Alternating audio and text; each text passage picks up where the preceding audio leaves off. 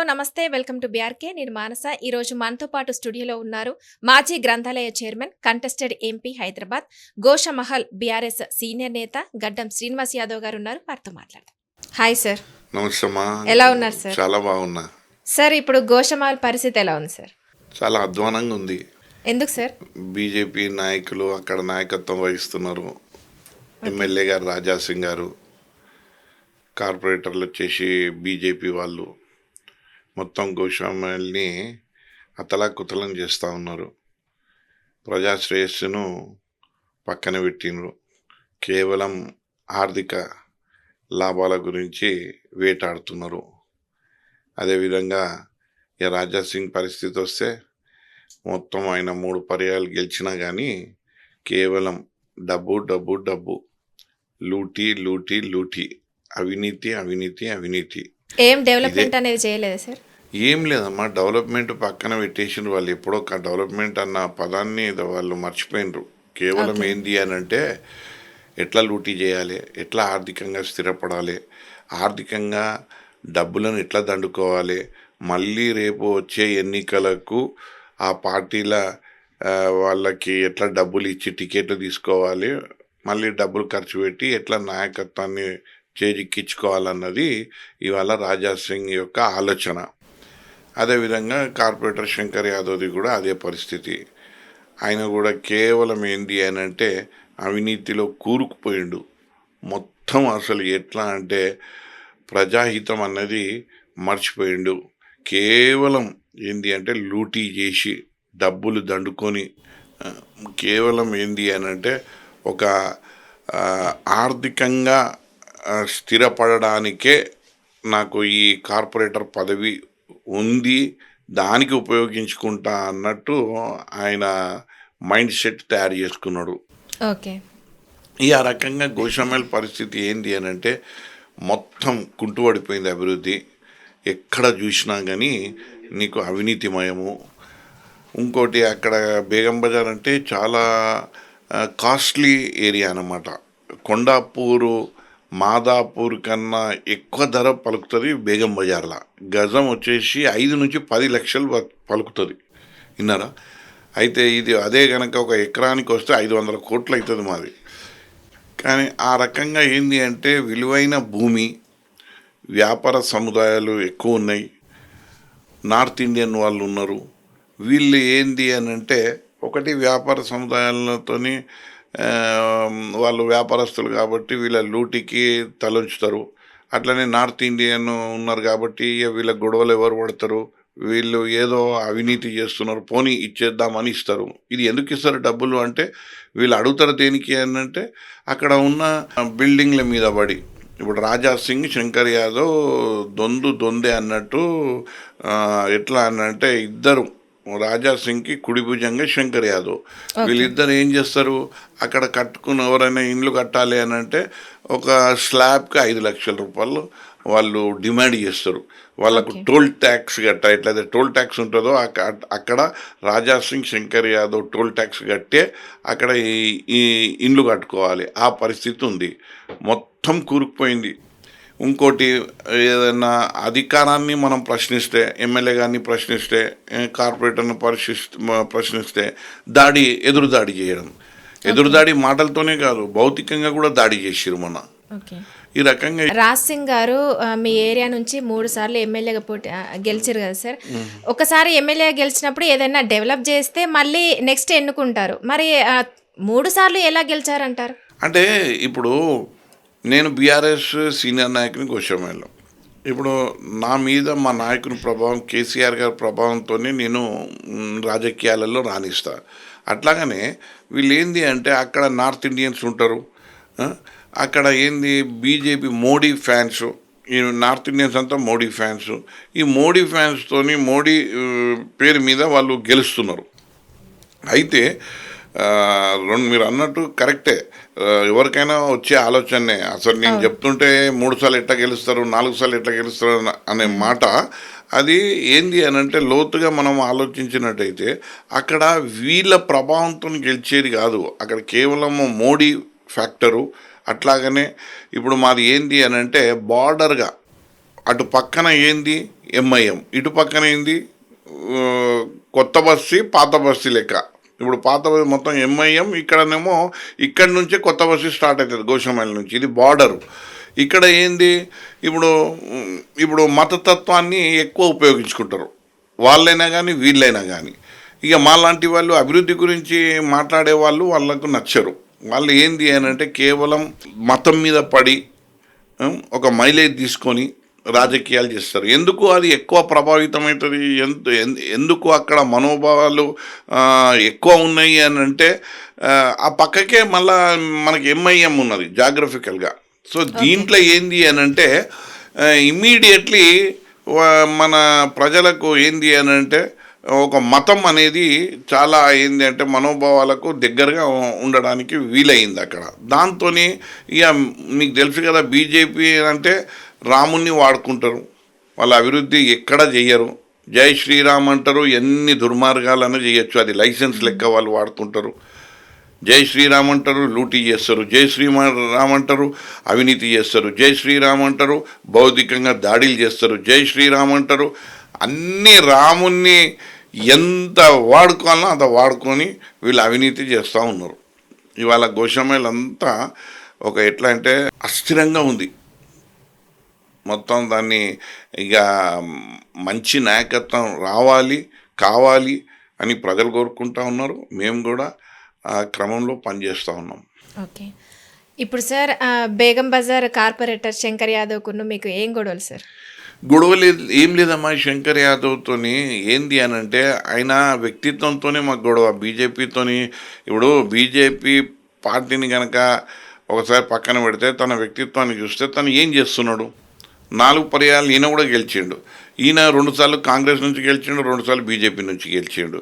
అప్పట్లో ముఖేష్ ఏంది అని అంటే ఈయన ముఖేష్ భుజాల మీద కూర్చొని అప్పుడు గెలిచిండు. తర్వాత అక్కడ బీజేపీ ఓట్ బ్యాంక్ పెరుగుతుందని బీజేపీలో వచ్చిండు, గెలుస్తున్నాడు. గెలిచిన 4 పర్యాయాలు గెలిచినాం. 4 పర్యాయాలు గెలిచిన తర్వాత అభివృద్ధి ఎట్లుండాలమ్మా? డివిజన్ అనేది ఇవాళ అది ఆదర్శవంతంగా డివిజన్ చేయొచ్చు. ఏది మొత్తం జిహెచ్ఎంసీలో ఒక వ్యక్తి 4 సార్లు గెలిచి దానికి అదే డివిజన్కి ప్రాతినిధ్యం వహిస్తున్నప్పుడు ఆ డివిజను అద్దంలాగా ఉండాలి. ఏ అవార్డు పెట్టినా బేగం బజార్కే డివిజన్కే రావాలి. కానీ ఇవాళ బేగం బజార్లో ఎక్కడ అంటే అక్కడ ఏది మురికి కాలువలు ప్రవహిస్తూ ఉంటాయి. ఎక్కడంటే అక్కడ ఈ చెత్త చెదారం, వెలుగని లైట్లు, తీగలు, ఎలక్ట్రిక్ తీగలు పడిపోతూ ఉంటాయి, ప్రాణాలు పోతూ ఉంటాయి. ఏమి పట్టించుకోడు. కేవలం ఈ 4 పర్యాయాలు గెలిచి కేవలం ఏం చేసిండు అయ్యా అంటే తను ఒక పేద పరిస్థితి నుంచి ఇవాళ 200 కోట్లకు అధిపతి అయ్యిండు. ఏం చేసిండు తను ఈ 4 పర్యాయాలు? కేవలం ఆర్థికంగా బలోపేతమయ్యిండు, ఆర్థికంగా కుబేరుడయ్యిండు. వీళ్ళకు ఒకటి తెలిసిపోయిందమ్మా, ఆర్థికంగా కనుక మనము గట్టిగా ఉంటే ఆ డబ్బుతోనే మళ్ళా ఆ అవినీతి డబ్బుతోనే మనము టికెట్లు కొనుక్కోవచ్చు, ఆ తర్వాత అధికారాన్ని చేజిక్కించుకోవచ్చు అన్నది వీళ్ళ మైండ్ సెట్ తయారైపోయింది. అందుకని అభివృద్ధి గురించి వీళ్ళు ఏమాత్రం కూడా ఆలోచించరు. ఇప్పుడు శంకర్ యాదవ్ గురించి నేను చెప్తా. ఇవాళ అక్కడ మా గోషామైల్లోనే ఒక పేకాట క్లబ్ నడిపిస్తాడు ఈయన, శంకర్ యాదవ్. రెండోది ఈయన ఇప్పుడు చాలా మటుకు కబ్జాలు చేసే జాగాలు ఎట్లుంటాయంటే ప్రైవేట్ కబ్జాలు చేస్తున్నారు అని, ప్రైవేట్ జాగాలు కబ్జాలు చేస్తున్నారు అని వింటాము, ప్రభుత్వ జాగాలు కబ్జాలు చేస్తున్నారు అని వింటాము. కానీ ఈయన ఏకంగా జైలు శాఖ పరిధిలో ఉన్నటువంటి స్థలాన్ని కబ్జా చేసిండు. 2 ఎకరాలు 100 కోట్ల ఆస్తిని కబ్జా చేస్తే ఆ జైలు శాఖ సూపరింటెండెంట్ వీళ్ళ మీద కంప్లైంట్ ఇచ్చి వీళ్ళ మీద ఎఫ్ఐఆర్ బుక్ చేయించి వీళ్ళను లోపలేసిండు. అంటే నేనేం చెప్తున్నా, అవినీతి తారాస్థాయికి వెళ్ళింది. ఒకటి పేకాట క్లబ్లు నడిపిస్తాడు, ఒకటి జైలు శాఖ అధీనంలో ఉన్న భూములను కబ్జా చేస్తాడు. మూడోది ఈయన ఏంది అని అంటే గతంలో వాసవి బ్యాంక్ యొక్క దోపిడీలో ఈయన ప్రధాన నిందితుడు. ఈయన సంవత్సరం కార్పొరేటర్ ఉండగానే అజ్ఞాతంలోకి పోయిండు. ఒక సంవత్సరం డివిజన్లో కనబడలే, మళ్ళీ వచ్చి జైలుకి పోయిండు. ఈ అవినీతి గురించి నేను ఈ మూడు అభియోగాలు కాదు, ఇది వాస్తవాలు. ఇది నేను చెప్తున్నా. తను ఇవాళ చేసిన అభివృద్ధి ఏం చెప్పుకుంటాడు? ఏం చేసినావు శంకర్ యాదవ్ నువ్వు అభివృద్ధి అని అంటే సున్నా, గుండు సున్నా, ఏమీ లేదు. ఇలా ఈ రకంగా బీజేపీ అంటే ఒక సిద్ధాంతంతో కూడుకున్నటువంటి పార్టీ. ఒక ఎట్లా అంటే ఆర్ఎస్ఎస్ నుంచి వస్తున్నటువంటి నాయకత్వం. మరి ఈ నాయకత్వం ఇంత బలహీనంగా, ఇంత వీక్గా ఇవాళ ఉంది అంటే నాకు డౌట్ వస్తుంది. ఏంటి అంటే ఈ ఆర్ఎస్ఎస్ నుంచి అందరూ బ్యాడ్ నాయకత్వం వహించే వాళ్ళే వస్తున్నారు.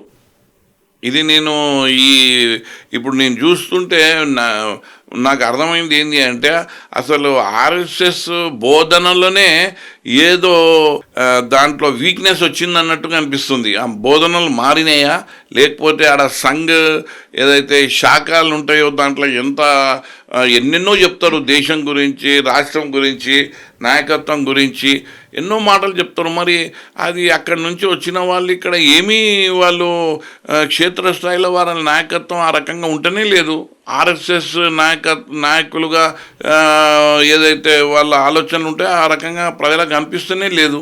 కేవలం ఒక ఏంది అని అంటే గజ దొంగల్లాగా, దొంగల్లాగా, ఒక హర్షద్ మేహతా లాగా స్కామ్లు చేయడం. సార్, చాలామంది రాజకీయ నేతలు ఒక పదవి వచ్చిన తర్వాత అంటే పదవిని అడ్డు పెట్టుకొని చాలా ఇసుక దందాలు కానీ, భూ కబ్జాలు కానీ ఇలాంటివి చాలా చేస్తున్నారు. ఇప్పుడు హైదరాబాద్లో కూడా చాలామంది రాజకీయ నేతలు ఉన్నారు. అంటే ఒక్కసారి వర్షం పడినప్పుడు రోడ్ల మీదకి వాటర్ వచ్చి ఇవన్నీ అవుతున్నాయి కదా, ఒక్కసారి కూడా వీటిని బాగు చేసే రాజకీయ నేతలే లేరా? హైదరాబాద్ మొత్తం ఇదే పరిస్థితి. ఒక్క వర్షం పడినా కూడా ఇంతమంది రాజకీయ నేతలు ఉన్నారు కదా, ఏం చేస్తున్నారంటారు? డెవలప్ చేస్తున్నాం, అది డెవలప్ చేస్తున్నాం అని అంటున్నారు. కానీ ఒక్కసారి వర్షం పడినప్పుడు అది రోడ్ల మీదకి రాకుండా ఆ డెవలప్ చేయట్లేదు. మరి నిజంగా చెప్తున్నా, మీరు చాలా కరెక్ట్ క్వశ్చన్ అడిగినరు. అయితే ఇందులో కొద్దిగా సవరించుకోవాలి. ఏంది అని అంటే అందరు అట్లా లేరమ్మా, కొద్ది మందే ఉన్నారు. నాయకులలో కూడా చాలా మంచి వ్యక్తులు ఉన్నారు. వాళ్ళకు ఒక ప్యాషన్ ఉన్నది, అరే ప్రజలకు చెయ్యాలి అన్న తపన ఉన్నది. అలాంటి నాయకులు కూడా ఉన్నారు.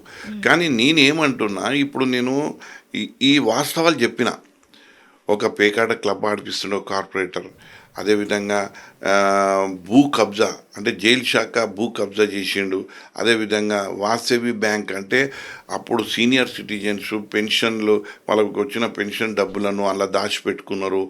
పిల్లల పెళ్లిళ్ళ గురించి పెట్టుకున్నారు, ఇండ్లు కట్టుకోవాలని పెట్టుకున్నారు. అవంతా 600 కోట్ల లూటీ చేసిండ్రు వీళ్ళు. అందులో ప్రధాన నిందితుడు శంకర్ యాదవ్. ఈయన గురించి లుకౌట్ నోటీసు ప్రతి రైల్వే స్టేషన్లో, బస్ డిపోలల్లో పెద్ద పెద్ద కరపత్రాలు పంచిండ్రు. ఈయన 1 ఇయర్ ఈయన అబ్స్కాండింగ్ ఉన్నప్పుడు. నేనేమంటున్నా, అందరు శంకర్ యాదవ్ లెక్క లేరమ్మా. చాలామంది మెజారిటీ నాయకత్వం బాగుంది. ఇప్పుడు నేను శంకర్ యాదవ్కి సంబంధించింది ఇప్పుడు మీరు చెప్పినట్టుగా ఏమైనా ఎవిడెన్స్ ఉన్నాయా సార్? ఖచ్చితంగా నేను ఇప్పుడు ప్రతి ఒక్క మాటకు నేను కట్టుబడి ఉంటా. నేను ఆయన మీద 3 నిందలు ఉన్నాయి. 3 నిందలు కాదు, అవి వాస్తవాలు ఉన్నాయి. ఏంది? ఒకటి, తను పేకాట క్లబ్ ఆడిపిస్తున్నాడు.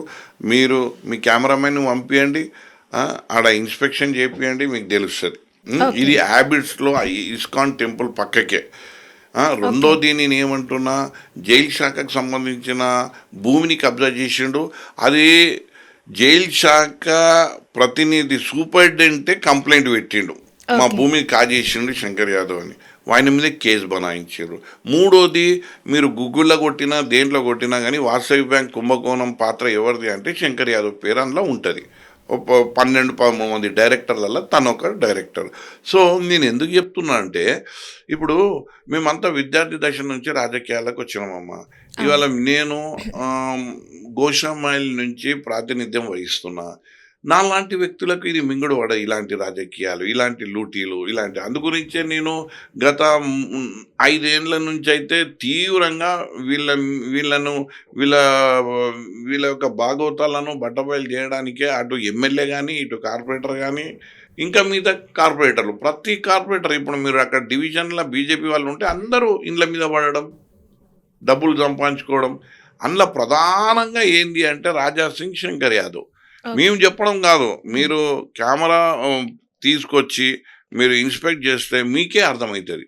సో నేను నిరాధారమైనటువంటి విషయాలు చెప్తలేరు, విత్ ఆధారంతో కూడుకున్నటువంటి విషయాలు, ఆయన చేస్తున్న అవినీతి దాని తత్వాలతోని మీకు ఇస్తా నేను. ఇప్పుడే నా దగ్గర ఎఫ్ఐఆర్ కాపీ ఉంది. ఆ ఎఫ్ఐఆర్ కాపీ పంపిస్తా. వాసవి బ్యాంక్ది గూగుల్లో కొట్టండి వచ్చేస్తుంది. ఓకే. ఇక మీరు కెమెరామెన్ పంపించండి. హ్యాబిట్ దగ్గర ఇస్కాన్ పక్కకు పేకాట క్లబ్ నడుస్తుంది. అది ఓకే. ఎవరు ఆధీనంలో నడుస్తుందో మీకే తెలుస్తుంది. ఓకే. ఇప్పుడు దీంట్లో ఆశ్చర్యం ఏంది అని అంటే, ఎంత దుర్మార్గము. ఒక కార్పొరేటరు పేకాట క్లబ్ నడిపిస్తాడు. ఒక ఎమ్మెల్యే నెలకు ఇంత ముఠా చెప్పిస్తే అతను చూడనట్టు ఉంటాడు. ఇది ఎట్లయిపోయింది? రాజా సింగ్కి అవినీతి సొమ్ము బాగా అలవాటు పడిపోయాడు. ఇప్పుడు గుడి పక్కకే ఒక పేకాట క్లబ్ నడుస్తుంది. ఆయనకు నెలకు ఇంత మామూలు పంపిస్తే ఆయన ఇప్పుడు ఏమీ మాట్లాడదు దాని గురించి. ఎందుకు మాట్లాడవు రాజా సింగ్? నువ్వు ఎక్కడన్నా ఏదో గుడ్ల దీపం మారిపోయిందంటేనే పరిగెత్తుతావు. మరి ఇక్కడ గుడి పక్కకే పేకాట క్లబ్ నడిపిస్తున్నారు. నీ కార్పొరేటర్, నీ యొక్క కుడి భుజంగా ఉన్న శంకర్ యాదవ్ నడిపిస్తున్నాడు. నువ్వు ఎన్ని ముడుపులు తీసుకుంటున్నావు? నెలకి ఎన్ని బ్యాగులు వస్తున్నాయి? ఏ డబ్బుతోని నువ్వు నియమాలను, ధర్మాన్ని అమ్ముకుంటున్నావు అన్నది ఇవాళ మేము ప్రశ్నిస్తున్నాం, ప్రజలలో తీసుకెళ్తున్నాం. ఇవాళ హ్యాబిట్స్ అంటే మీకు తెలుసు, వాణిజ్య సముదాయాలు ఉంటాయి, ఇండ్లు ఉంటాయి, గుడ్లు ఉంటాయి, బళ్ళు ఉంటాయి. సిటీలో ఎటువంటి నియమ నిబంధనలు పాటించకుండా కేవలం ఒక పేకాట రూము వరకే తీసుకొని అందులో పేకాట ఆడిపించి, దానికి ఒక క్యాంటీన్ లేదు, దానికి కావాల్సినటువంటి ఒక ఏంది అంటే దానికి అనుసంధానమైనటువంటి ఒక స్విమ్మింగ్ పూల్ కానీ, ఒక స్పోర్ట్స్ క్లబ్ కానీ, ఇలాంటివన్నీ రిక్రియేషన్ అన్నీ ఉన్న వాటికే ఈ పేకాట ఆడడానికి ఒక రూమ్ అలాట్ చేస్తారు. ఇవాళ అట్లాంటివి ఏం లేవు. కేవలం 4 గోడల మధ్య పేకాట ఆడుతున్నారు. మొత్తం గోషమ్మల్ యువకులు, విద్యార్థులు మధ్యాహ్నం నుంచి రాత్రి 12 గంటల వరకు అందులోనే ఉంటారు. ఎట్లయితుంది ఇది? ఎవరు వీళ్ళకు? అంటే మీరు చెప్పినట్టు ఏంది అనంటే, అధికారాన్ని అడ్డం పెట్టుకుంటే లూటీ ఈజీగా చేయొచ్చు అన్నది వీళ్ళకు అర్థమైపోయింది, ఇలాంటి మైండ్ సెట్ వాళ్ళకు. సో ఈ రకంగా ఏంటంటే అవినీతి జరుగుతూ ఉంది. మరి దీన్ని అడ్డుకునే ప్రశ్నిస్తున్నా. వాళ్ళు ఎవరు సార్? ఇప్పుడు అదేనమ్మా, ఇప్పుడు మేమంతా తెల్ల బట్టలు వేసుకొని తిరుగుకుంటా అన్ని కళ్ళ ఏది కూడా చూసి చూడనట్టు మాలాంటి వాళ్ళం ఉండలేము. మా బాధ్యత, మా యొక్క కర్తవ్యం, మేము ఇలాంటి విషయాలు ప్రజల్లోకి తీసుకెళ్ళి ప్రజలకు తెలియజేస్తున్నాం, చైతన్యపరుస్తున్నాం. అయితే అంతిమంగా ప్రజలే నిర్ణయించాలి కదా. మా లాంటి వాళ్ళు చెప్తాం. మేము చెప్పినప్పుడు ప్రజలకు దాని మీద ఆలోచన వచ్చి ప్రజలు దాన్ని ప్రతిఘటిస్తేనే నాయకత్వం మార్పు జరుగుతుంది. ఇంకోటి, ఇప్పుడు వీళ్ళకు ఒక దంద ఎట్లయిపోయింది, అవినీతి సొమ్ముతోని నీతి సొమ్ముకి పోరాటం పెడతారు, వీళ్ళు పోటీ పెడతారు. వాళ్ళది అవినీతి సొమ్ము. రేపు పొద్దుగాల ఓ నీతివంతమైన ఒక నాయకుడు వస్తే ఈ అవినీతి సొమ్ముతోనే అతన్ని ఎదిరిస్తారు, ప్రతిఘటిస్తారు. సో నేను ఏం చెప్తున్నానంటే, ఎప్పుడైతే ఈ నాయకులకు ఇలాంటి అవినీతి సొమ్ము వాళ్ళకు వస్తూనే ఉంటాయి, వాళ్ళు దాని మీద ఆధారపడి ఉంటారో, వాళ్ళ నాయకత్వం కొనసాగుతూనే ఉంటుంది.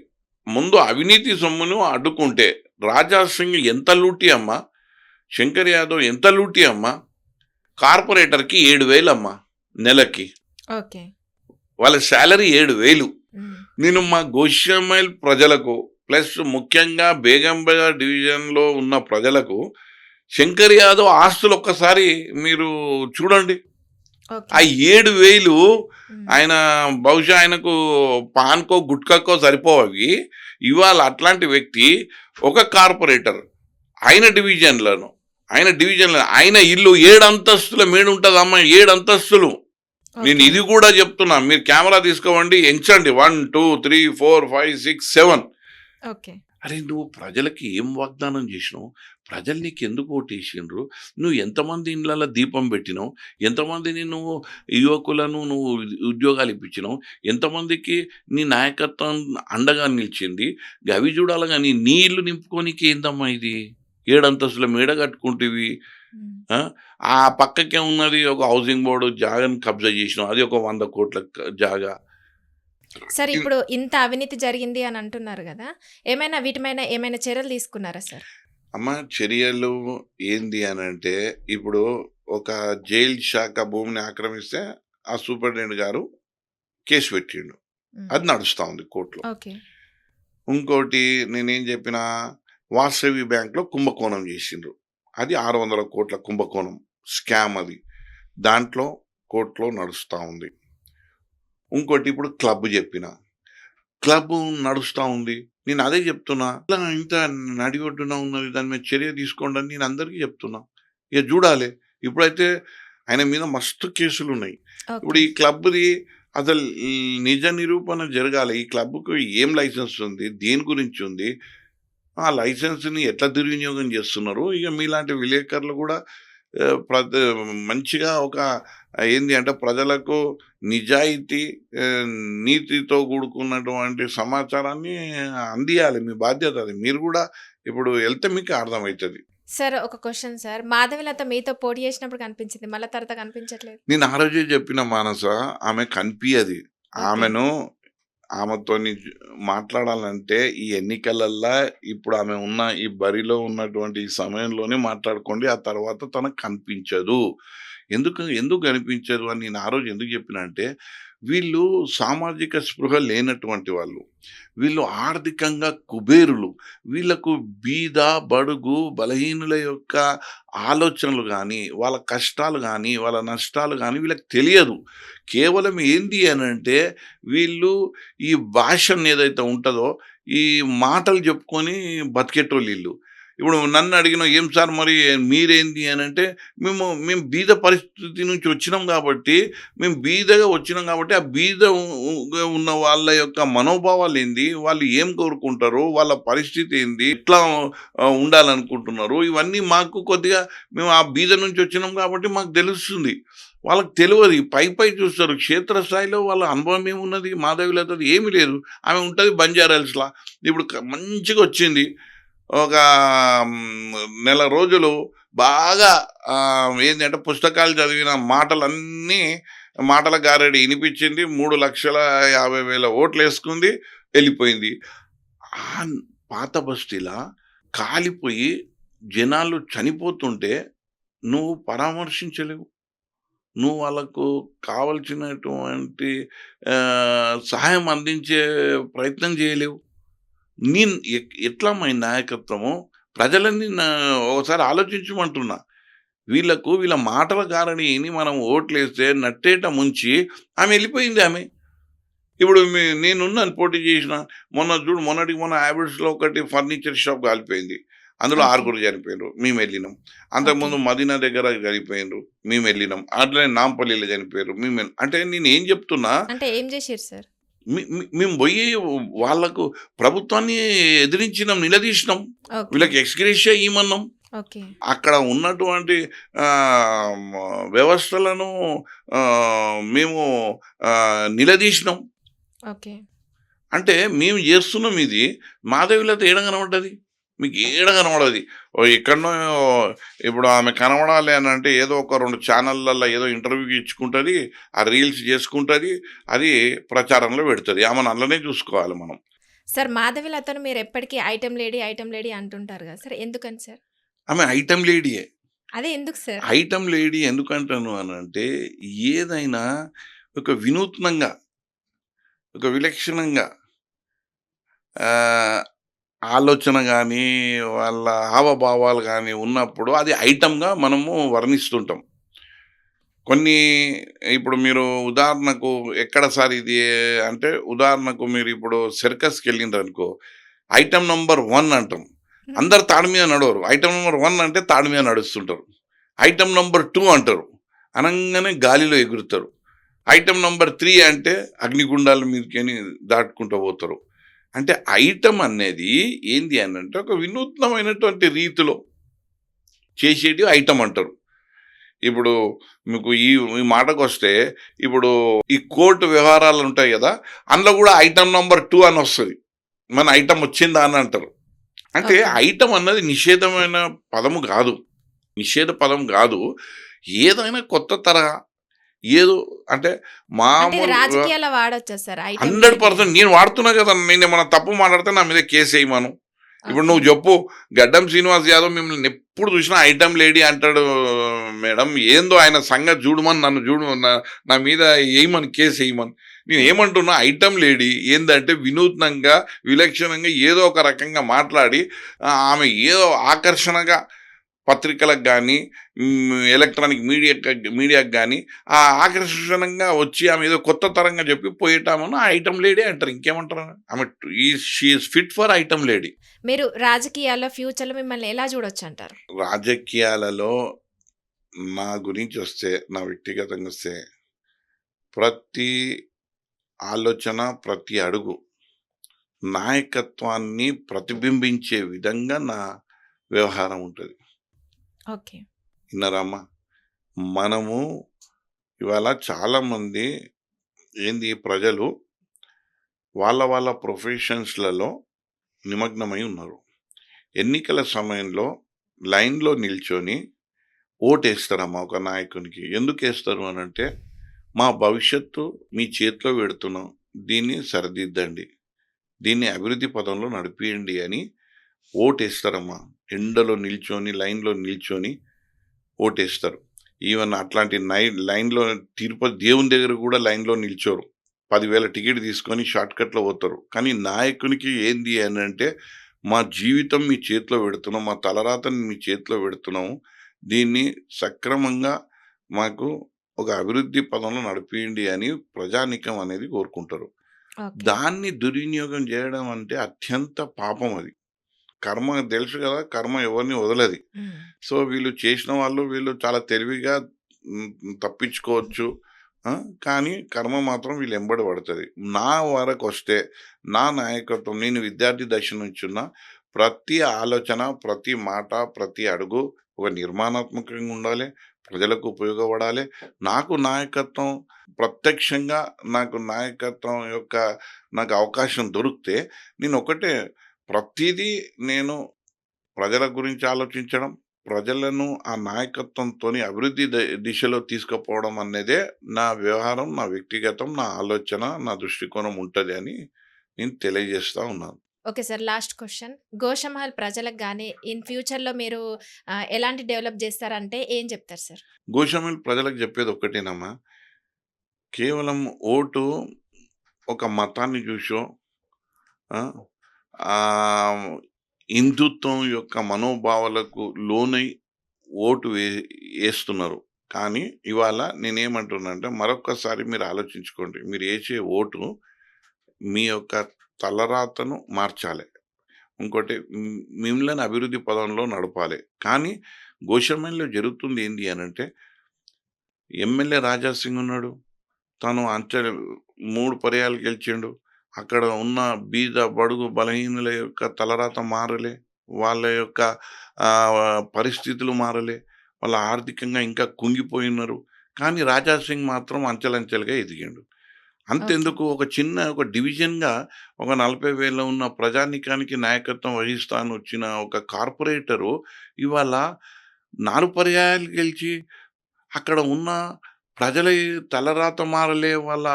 వాళ్ళ యొక్క అభి ఆర్థిక అభివృద్ధిలో ఎటువంటి మేలు జరగలే. కానీ అక్కడ ఉన్న కార్పొరేటర్ మాత్రం అంచెలంచెలుగా ఆర్థికంగా ఎదిగిండు. ఇది ఓకే. నేను ప్రజలను గమనించమంటున్నా. మన ఓటు ఎట్లా దుర్వినియోగం అయితుంది అన్నది మనం ఆలోచించాలి. రాబోయే రోజుల లోపల కొత్త నాయకత్వాన్ని తెచ్చుకోవాలి. ఎందుకంటే ఇప్పుడు మీరు చూసిండ్రు ఒకరు 20 ఏండ్లు, ఒకరు 15 ఏండ్లు, వాళ్ళ జీతాలుంటే 7,000 వాళ్ళు వాళ్ళ ఆస్తులు వందల వేల కోట్లకు దగ్గరైతున్నారు. హ్మ్. సో, నేనేంది అనంటే గోషామహల్ ప్రజానీకానికి నా యొక్క విన్నపం ఏంది అనంటే ఓటు చాలా అమూల్యమైనది. మీరు ఇప్పుడు ఏసే ముందు ఇవన్నీ విషయాలను ఆలోచించుకొని బలమైన నాయకత్వానికి ఓటేయాలని నేను గోషామహల్ ప్రజలను ముఖ్యంగా కోరుకుంటా ఉన్నాను. Okay sir. Thank you so much. Thank